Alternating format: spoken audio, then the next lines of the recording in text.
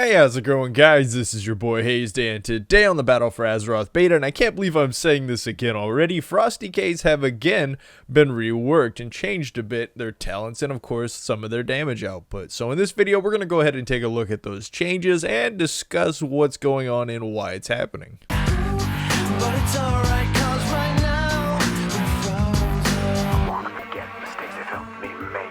It's better to be broken than to break. So starting off with the major changes, we're going to be discussing probably the biggest change of all. And we know in the last video that they decided to actually eliminate for a day Pillar of Frost, which really wasn't that great of an idea to do. I mean, if they would have overbuffed some of the other abilities, it would have been able to play out. But overall, it hurt our single target DPS to an insane amount. So they ended up giving us back Pillar of Frost. Oh, we're going to hover that around the screen. Pretty happy that it's back. And not only is it back, but it is better than it was before. Because Pillar of Frost, the power of Frost increases your strength by 15% for 15 seconds. Sounds pretty normal, but we look at the cooldown of the ability and it is now on a 45-second cooldown, 15-second faster than it previously was. And not only does this ability proc 15% strength, each rune while active increases your strength by an additional 1%. So every rune you put in, every obliterate, every 2 runes for 1 obliterate is going to amp up your strength during that initial Pillar of Frost burst by that much more strength. So it's gonna make our burst and our playstyle, especially in PvP situations, a little bit more versatile on how we're gonna burst on targets based on the amount of strength we can get from, let's say, Pillar of Frost. It's going to be very interesting to see, and I'm very happy to see it back, because what we had to do previously, I'd say yesterday, with the rework when it came to initial single target burst, wasn't very great without Pillar of Frost. And the only way we could actually get a fair amount of single target burst was to either take Breath of Sindragosa or to take Froststorm's Fury, which are both very bursty talents. So we'll go ahead and talk about some more changes involving those abilities within the near future of this video. And the nice thing about also Pillar of Frost is having it back increases our strength percentage by quite a lot, which also scales abilities like Froststorm Fury. Really good to see that back into play. Everyone was pretty mad about it on the forums. I'd have to say it was a very joint conversation about it. Like, even though it was kind of a bland talent in the eyes of everyone, but at the same time, if we don't have enough burst without that talent, obviously we're going to need it in the end. So let's start discussing some of the newer talents and changes that have been going on within our speccing. As for the level 56 talent, we got Icy Talons, which is fairly the same ability as it was before, stacking up 3 times, 5% melee attack speed. Melee damage is quite a bit of your, I'd say, highest damage, especially in single target situations in Battle for Azeroth. So Icy Talons ends up being a fairly good consistency talent ability at the moment. Now, the nice thing about it, you notice at the top, it says Frost Strike and Breath of Sindragosa. Now, when you're bursting with Breath of Sindragosa, it increases your melee Icy Talons attack speed. Generally, when using that ability, it would not buff up that, but seeing that changed like that is amazing for Breath Spec. That's going to make Breath Spec quite a bit more viable, and of course, bursting with our breath is going to increase DPS by quite a bit. Now, that being said, the other talent you could take in the level 56 category is Cold Heart, which, of course, Cold Heart was, I'd say, our Legion legendary chess piece that stacked up to 20 stacks, and once you released an Icy Chains, it would release quite a bit of damage on the target and also stun. Well, it no longer stuns, but it does quite a bit of DPS, so if you wanted to, say, in PvP combat, create the largest amount of damage you can in the shortest amount of time, that could definitely be your go-to talent. As for Icy Talons, would give you a bit more of an elongated burst and definitely give you a little bit more consistency between those 3 talents as far as that goes. Now, the other ability we have is Inoctable Assault, which of course was implemented in a while back, but this ability was changed to a fairly good talent to generating now burst. You can definitely use it for an opener, let's say quick burst spec when it comes to breath, generating the largest amount of damage in shortest amount of time. It would make it a little bit more passive and less clunky, and of course you wouldn't have to use an Icy Chains during that. That would also change up your rotation quite a bit and could fluster a lot of people. So that could be an option for you also. So it's kind of interesting to see these talents, and it'll make way for different builds and different variations for different situations, which will be very nice to see. Being that also Cold Heart will give us a little bit more ranged pressure while somebody's running away from us. Also, let's say they're kiting us or something like that. That'll be an interesting ability to see in those situations, because Cold Heart obviously was something we can never use inside PvP combat.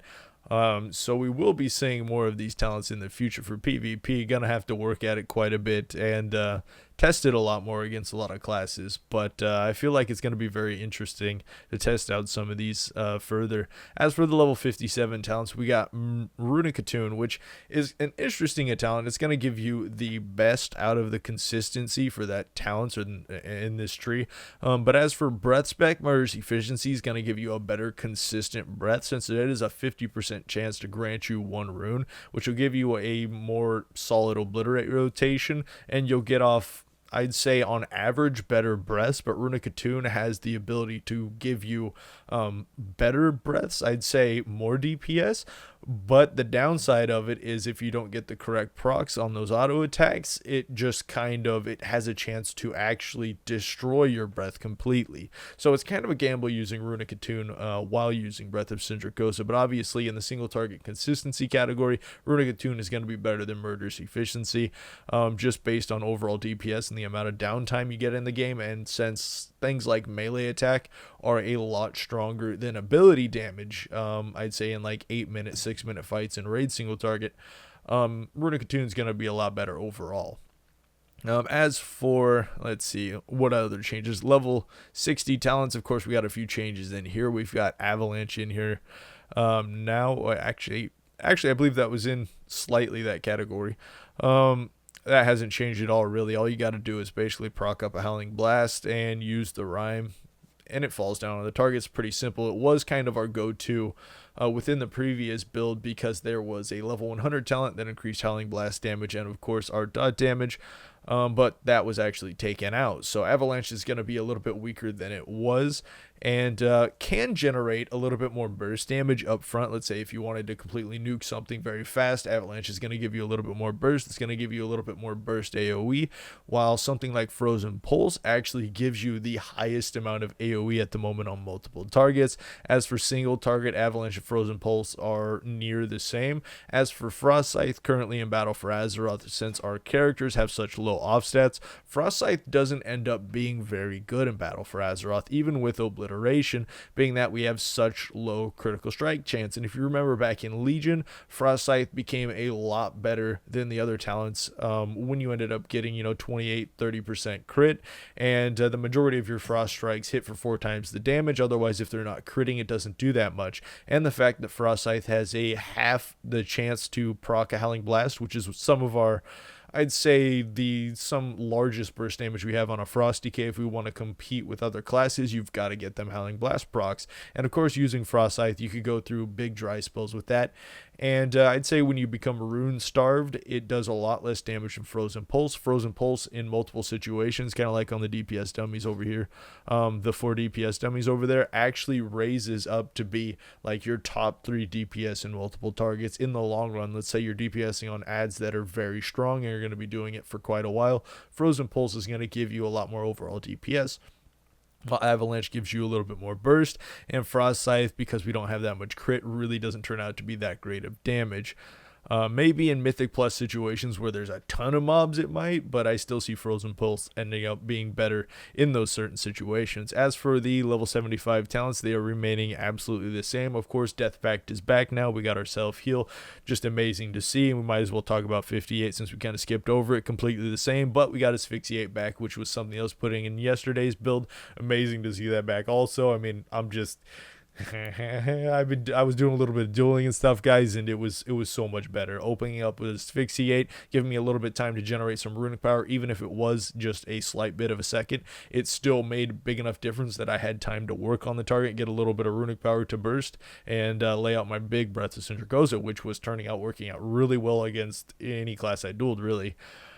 As for, let's move on to a couple other talents. Now, this is where things get kind of interesting, I'd have to say, the level 90 and level 100 talents, because if you want to generate any kind of maximum burst on your Frost DK at the moment of Battle for Azeroth, you either have to choose Frostworm's Fury or you got to choose Breath of Sindragosa. Now, in my opinion, I am in huge favor of the Breath of Sindragosa build. When you're using it, when you're bursting with it, it's really fun. But if I was going to do single target, let's say elongated boss fighting, you may still end up going like Gathering Storm, Ice Cap to get overall DPS, relying on, of course, Frozen Pulse, Icy Talons, and Runic Attune to do a lot of overall damage, let's say like an 8-minute fight. But if I was going to do like a 2-minute fight, Mythic plus dungeons, or PvP bursting, I would definitely be taking Breath of Sindragosa. That's going to be my favorite out of these 3 talents, since Breath is so strong now, being buffed with Icy Talons. And of course, we got our level 90 talents. We got Gathering Storms, which I'm kind of on the fence about which one of these abilities I like more, since I really like the consistency of Gathering Storms, and for AoE situations ends up being really great. But as for Frostworm's Fury, it's on a 3-minute cooldown, but in PvP situations it hits for 21,000. I proc up Pillar of Frost, it's gonna hit for 24,000. I use a strength trinket, and of course my AP, it's gonna hit for 31,000. It crits for it could crit for 40 to 50,000, which could be to about 50 to 40% of someone's HP, being very strong. And of course, if that gets nullified, it doesn't really hit for that much damage. It's kind of a waste to take, since Gathering Storms at that point would end up being more overall damage. So you can see how kind of giving up and choosing between those 2 talents is kind of riding on my brain a little bit. For Mythic pluses, I'd have to say Gathering Storm's overall consistency, if you're still going to run the breath spec in there, would end up being very strong. Now, the other thing that makes Breath of Sindragosa strong at the moment is the fact that Empowered Rune Weapon is on a 2-minute cooldown. I do have PvP enabled, and of course Overpowered Rune Weapon on, which reduces it by 50%, bringing it down to a 1-minute cooldown in world PvP situations, which also increases your haste by 15%. Being that we have such low haste, really great overall buff for us. But yeah, these changes I enjoy a lot better than the last changes. This looks a lot better to me. Kind of the talents that we're being faced with, and of course multiple specs that are optional to play based on what you like to play. Now, the difference between these specs is very noticeable when it comes to single target burst. As far as AoE goes, Frost Scythe does a little bit less DPS than Frozen Pulse, and Frozen Pulse does a little bit less burst damage than Avalanche, but does more overall consistency. I'd have to say that's more important of a talent choice than the majority of other talents, because Inexorable Assault and Cold Heart could definitely do nearly the same amount of DPS as Icy Talons, but I'm sticking with that Icy Talons. I do like that. And of course, Runic Attune would give you better overall, while Murderous Efficiency is going to give you better burst. So you really got to kind of make your choice on what you want to do here. And as far as Horn of Winter goes, it didn't turn out that great. Like, it slightly elongated out my burst, but I felt like I was getting more effectiveness from using one of these 2 talents, and really didn't have to waste a global resorting to using Horn of Winter, since of course our Empowered Rune Weapon grants us runes over time, and of course runic power over time. It's a lot better than it used to be, because we used to not be able to take that ability and Breath of Sindragosa.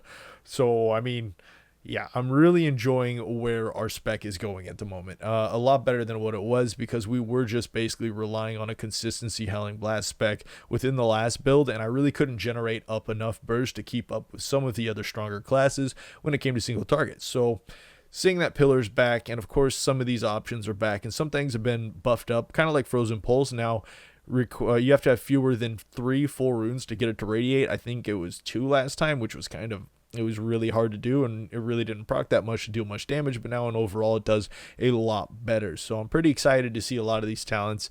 I'm really excited to test out a lot of these changes, because overall I think it's a lot better this way than it was last build. And really just seeing Pillar back, our stun back, our heal back. Frost DKs at the moment are looking very promising within the next expansion. I believe if we get a little bit of damage buffs going on, or either they bring down some of the other stronger classes on the Battle for Azeroth beta. Of course, tweaking is going to be coming in within the next couple months leading up to launch, so we won't know exactly, of course, where our class is at the moment, or any other class for that matter. So we'll keep taking a look at it. I'll keep testing things out here on the Frost DK. I'll do some more duels, things like that. I was having a lot of fun doing that with the new build. So I hope you guys enjoyed this video. Leave a like. Comment if you have any questions. Subscribe if you want some more Frost DK content. And until next time, this was your boy Hazzed.